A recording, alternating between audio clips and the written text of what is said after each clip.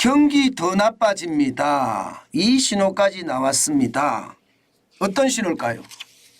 자, 여러분 이거 한번 보세요. 전분기 대비해서 화폐 발행 잔액 감소율입니다. 여러분 저는 솔직히 좀 섬뜩합니다. 왜냐하면 마이너스 0.5%가 됐거든요.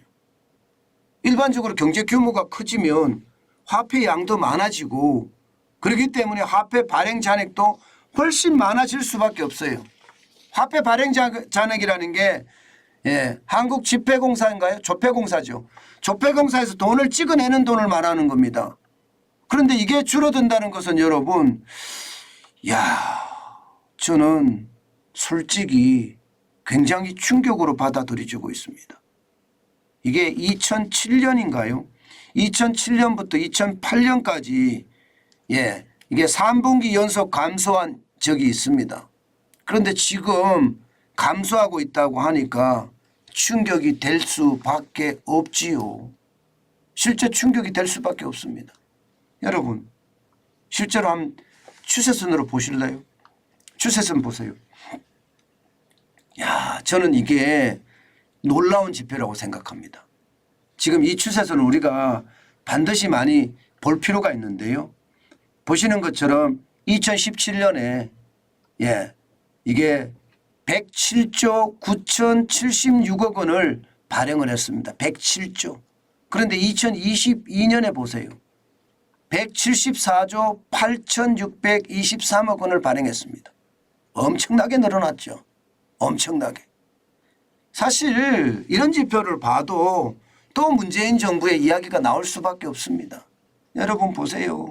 2020년에 화폐 발행액이 전월에 대비해 보면 17.4%나 늘어났습니다. 전년도 대비하면. 전년도에 125조 6,988억 원이었는데 2020년도에는 147조 5,566억 원이요. 2021년도 마찬가지입니다. 2021년도 167억 5,718억 원 13.6%에 돈 뿌렸다는 뜻이 돈 뿌렸다. 다 드러납니다. 이렇게 다 드러납니다. 문재인 정부가 얼마나 우리 경제를 망쳤는지 하나씩 하나씩 다 드러나는 거예요. 제가 여러분들에게 계속 말씀드리지만 이거는 미친 정부였어요. 경제에 관한 하는 말입니다. 이렇게까지 돈을 뿌려 제꼈으니까 나라 경제가 온전할 리가 있습니다. 여러분 돈을 확 뿌렸다가 이거 걷어들이려고 그러면 쉽지 않거든요. 확 뿌렸는데 걷어들이지 않고 놔두잖아요. 그러면 인플레이션이 장난이에요. 인플레이션이. 돈의 가치는 떨어지면서 인플레이션은 장난은 아니거든요. 지금이 딱 그 짝이에요. 지금이 딱 그 짝. 돈을 엄청나게 확 불어넣으니까 인플레이션은 장난이 아니라 국민의 고통은 엄청나게 큰 겁니다. 그런데도 말입니다.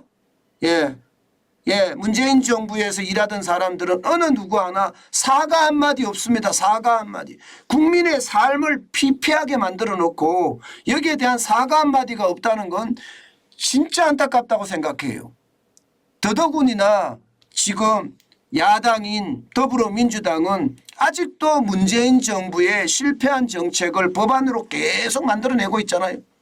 이것도 미친 짓이라고 저는 봅니다. 윤석열 정부가 지금 1년이 다 됐으니까 이제 윤석열 정부 책임이다. 물론 윤석열 정부의 책임도 생기겠죠. 그러나 여러분 윤석열 정부는 진짜 노력한다는 것을 이런 지표에서 다 나옵니다. 2022년에 화폐 발행 추이가 4.4%였고요. 심지어 2023년에는 마이너스 0.5%입니다. 마이너스 0.5%예요. 뭔가 줄이려고 하는 거죠. 줄이려고. 게다가 말입니다. 이게 2022년도 분기별로 나눠보면 말입니다. 이게 분기별로도 4분기에 마이너스 2.7%까지 줄어들었습니다. 분기별로 나눠보면. 그러면 여러분 2분기 연속 줄어들었다는 게 되는 겁니까? 2분기 연속. 저는 이걸 보면서요. 지금 2분기 연속 줄어들었다는 건 그만큼 긴축 정책을 쓴다는 이야기고 또 다른 표현으로 하면요. 이게 돈을 워낙 많이 풀어놔서 인플레이션이 엄청나게 유발이 되는데 이것을 어떻게든 잡아보려고 발버둥을 치고 있다 이런 얘기도 되는 겁니다. 문제는 또 다른 이면의 해석을 할 수가 있기 때문이에요. 또 다른 이면의 해석은요. 경제가 더 나빠진다는 이야기가 되는 겁니다. 긴축을 써서 악성 인플레이션이라고 이야기하는 현금 살포 어떻게 하든 막아보려고 하지만 이 과정에서 결국 경기 침체는 더 심화가 될 수밖에 없다는 겁니다. 지금 아마 윤석열 정부도 고민이 어마어마할 거예요. 어마어마할 겁니다. 이대로 놔두면 이게 여러분 물가가 올라서 또 오르고 서민의 삶은 더 피폐해지고 국민의 삶은 더 어려워지고 이렇게 계속 가잖아요. 그러면 이제 비난의 화살은 모두 말입니다. 윤석열 정부로 돌아올 수밖에 없거든요. 저는 그게 굉장히 두려운 대목이라고 생각을 합니다. 실제 통화량을 보면요. 안 줍니다. 통화량이 잘 안 줄어요. 줄기는 줄지만 잘 안 줄어요. 과거 말입니다. 문재인 정부 때 12.7%까지 늘어나고 2월에는 11.78%까지 늘어나는 것에 비하면 1, 2월에 4%대로 늘어났으니까 통화량은 그때보다 덜 푸는 건 맞아요. 덜 푸는 건. 다시 말해서 물가가 높아지는 걸 어떻게 하든 잡으려고 노력하는 건 맞습니다. 그렇지만 경기 침체는 어쩔 수 없는 상황이 될 거다. 특히 통화량이 늘어나는 것은 그나마 말입니다. 이게 통화량이라는 게 M2니까 2년 안에 현금화될 수 있는 건 다잖아요. 그렇기 때문에 예를 들어 3년짜리 4년짜리 사다가 2년짜리로 넣으면 통화량이 늘어나잖아요. 그렇기 때문에 경기가 좋아지면 통화량이 늘어나는 있을 수 있지만 이게 화폐 발행 잔액은요. 저는 굉장히 충격으로 봅니다. 결국 발행 자체가 더 안 된다는 건데 이 말은 경기 침체가 더 심화되고 있다는 뜻입니다. 아마도 말입니다. 경기 침체의 골은 더 깊어지지 않을까 저는 그렇게 예상합니다. 그만큼 상황이 나빠질 수 있다는 이야기죠. 저는 이런 신호가 나올 때마다요. 제 스스로도 많이 놀라면서 여러분들에게 소개를 드리는데요. 시장이라는 게 규모가 있잖아요. 이게 규모가 일반적으로는 커지는 게 상식입니다. 그런데 규모가 쪼그라들잖아요. 그러면 경제가 어려워지는 게 아니라 잘못하면 위기로 갈 수도 있다는 뜻입니다.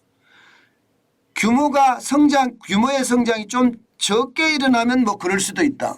이게 침체라고 이야기할 수 있는데 이게 규모가 꼬꾸라지는 것은 위기로 갈 수 있다는 신호이기 때문에 여러분 우리는 그 신호를 반드시 봐야 되고요.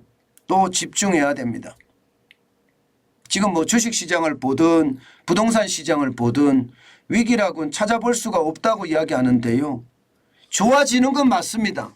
경기가 바닥을 탈출하는 모양새를 나타내는 것도 맞아요. 그런데 이게 데드캣 바운스일 수도 있다는 거잖아요. 일시적으로 잠깐 올랐다가 더 많은 침체가 일어날 수도 있는 거기 때문에 여러분 우리는 집중해야 되고요. 지표에 우리가 관심을 가져야 됩니다. 제가 봐서는 데드캣 바운스가 될 가능성이 굉장히 높게 보기 때문입니다. 그만큼 말입니다. 상황이 나빠지고 있다 이런 얘기입니다. 윤석열 정부가 파격적인 경제 정책을 쓰고 세계 경제의 어떤 상황 러시아와 우크라이나 전쟁이 끝나면 아마 달라질 수도 있겠죠. 그리고 언젠가는 끝나고 세계 경제가 좀 피어오르겠죠. 그런데 그때가 언제일까는 뭐 알 수는 없지만 분명한 것은요. 뭐 조만간은 일어나지 않는다는 거예요. 그렇기 때문에 여러분 직업을 가지고 일을 하면서 돈을 쌓아가는 것 그리고 일부 돈으로 이게 주식에 저축하는 것 요즘은 저는 필요하다고 생각합니다. 여윳돈 말입니다.